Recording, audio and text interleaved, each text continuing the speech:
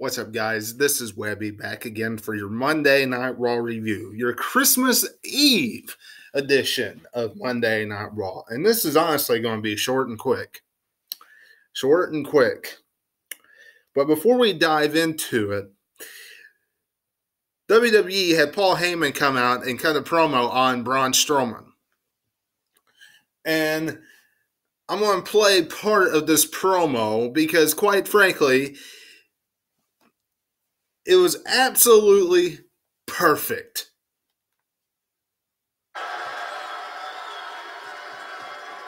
Silent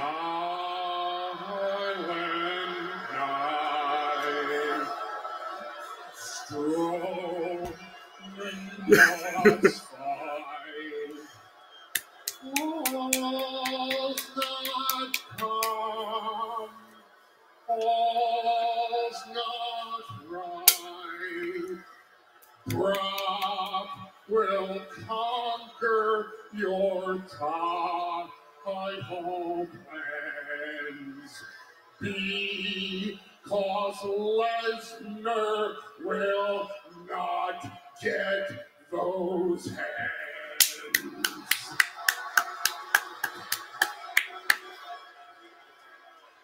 A monster power slam in a pinch.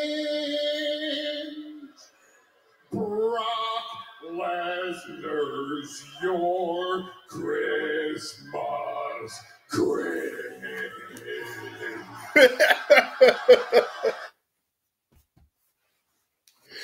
Some might say why I think that's perfect. Some might say, why in the world are you clapping?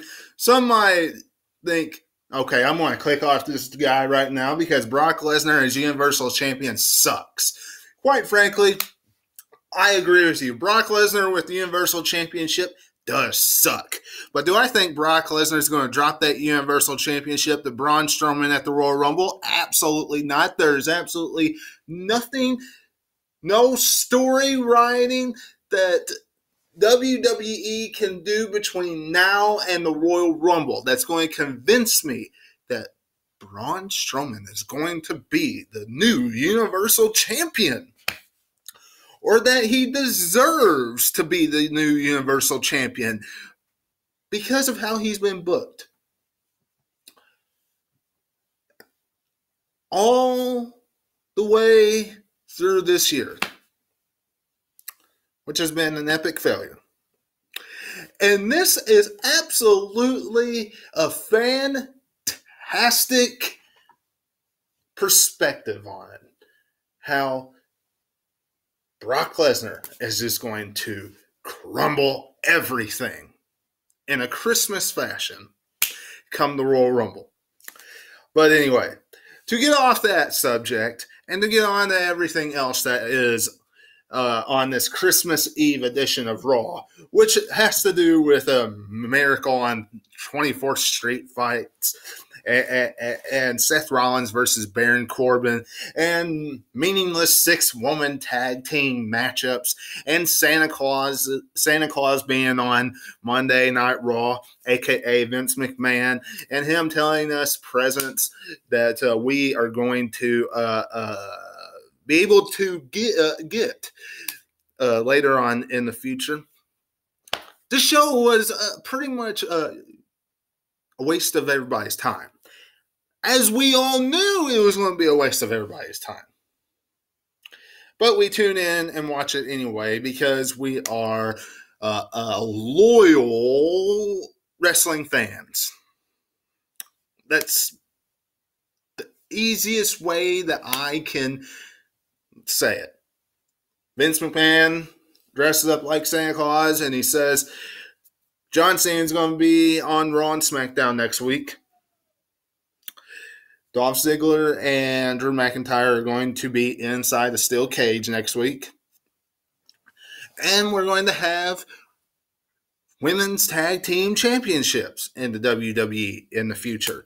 More than likely, in my eyes, will be named at WrestleMania.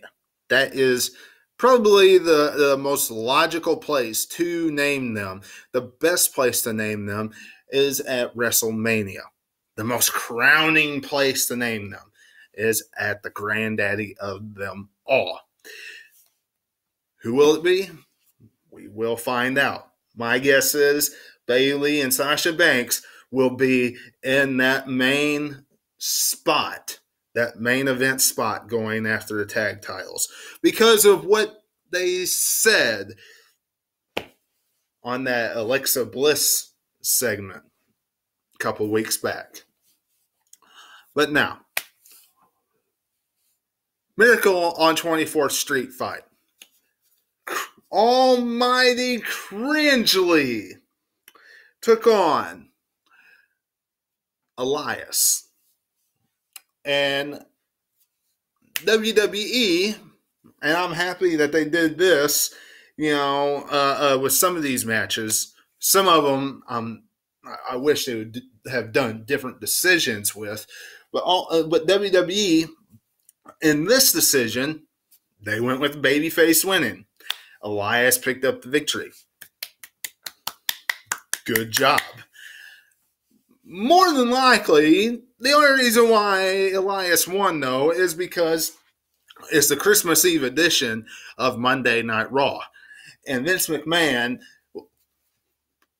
in his theory of wrestling, is let's send the fans home happy by having every single babyface win. So that's why you saw all the baby faces win tonight.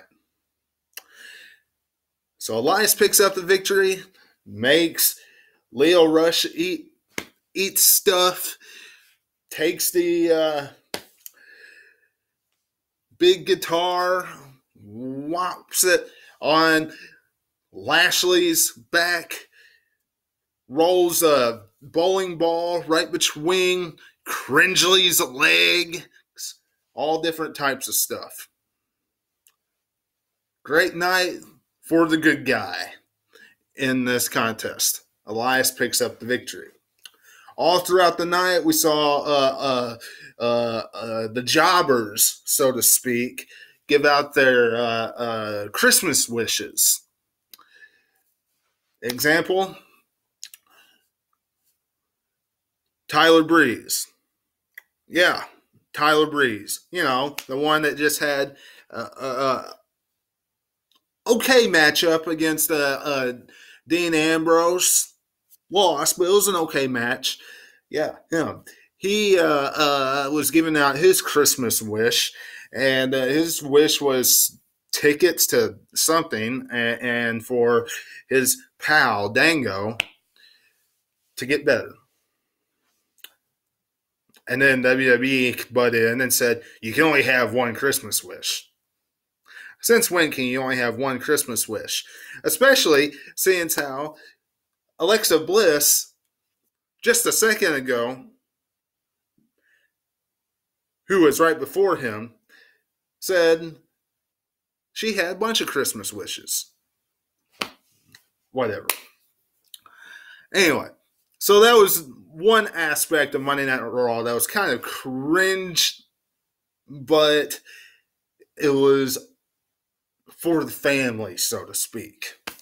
And for all the people that said there was absolutely zero change about Monday Night Raw when Vince McMahon and Kevin Dunn in the back were proclaiming, and Triple H and Stephanie and Shane and the rest of them, they were all proclaiming there was going to be change to Monday Night Raw, and so to speak. Look, it's a Christmas Eve edition. It's a holiday edition of WWE television. You're not going to see any change happen, okay? So there's no sense in coming on here and griping, moaning, groaning, and complaining about it. For those of you that are going to come on YouTube and moan and groan, and I know there's going to be some out there that's going to do that.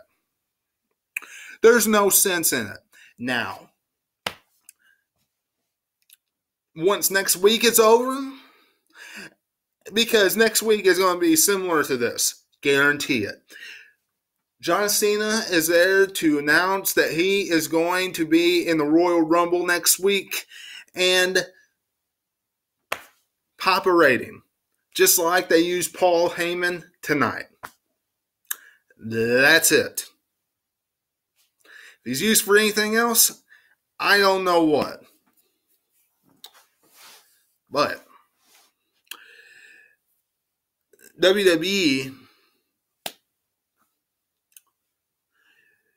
not going to have a lot of changes this week or next week. This is just not. Revival, yeah, they got their tag team championship matchup. I don't like it how it came too quick, because now WWE is going to take the rule that they came up with about no rematch clauses. You can't have rematches, right? You have to go back to the end of the line. Well, if you can't have a rematch, then Revival should not be getting a rematch. And the Revival will get a rematch. According to Michael Cole, they're going to get a rematch because Michael Cole said that the wrong person was pinned. And Michael Cole said that the Revival is going to be chomping at the bits wanting their rematch. Things of that nature after the matchup. Now,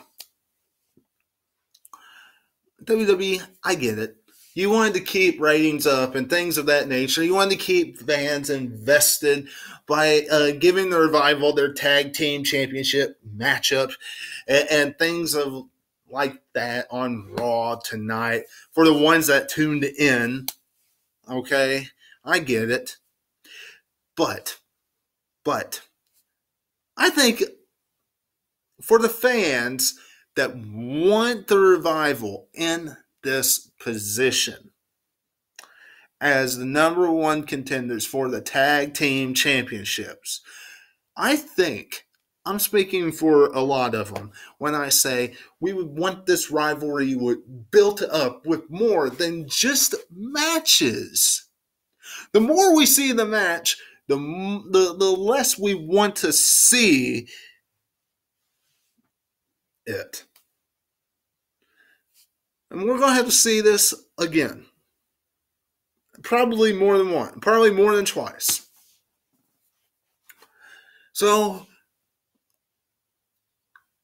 WWE could have, and I understand, sending the fans home happy tonight, WWE could have had backstage segment, promo, something, Revival, jump, Rude and Gable in the back, bring out some of their old character,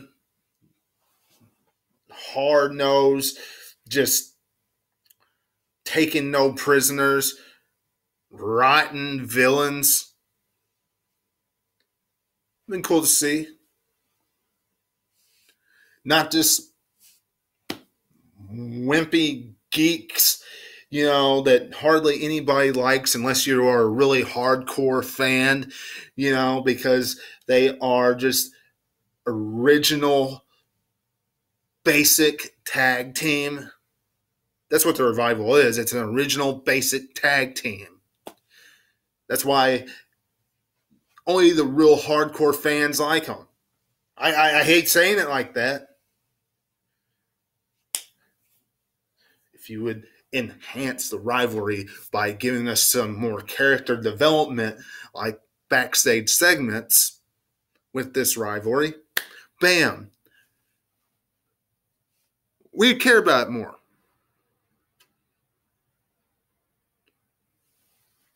One thing, I'm going to give you a big hint here, WWE. Don't just take this title defense and sweep it under the rug and go right back to square one where you was with AOP. Do not do that.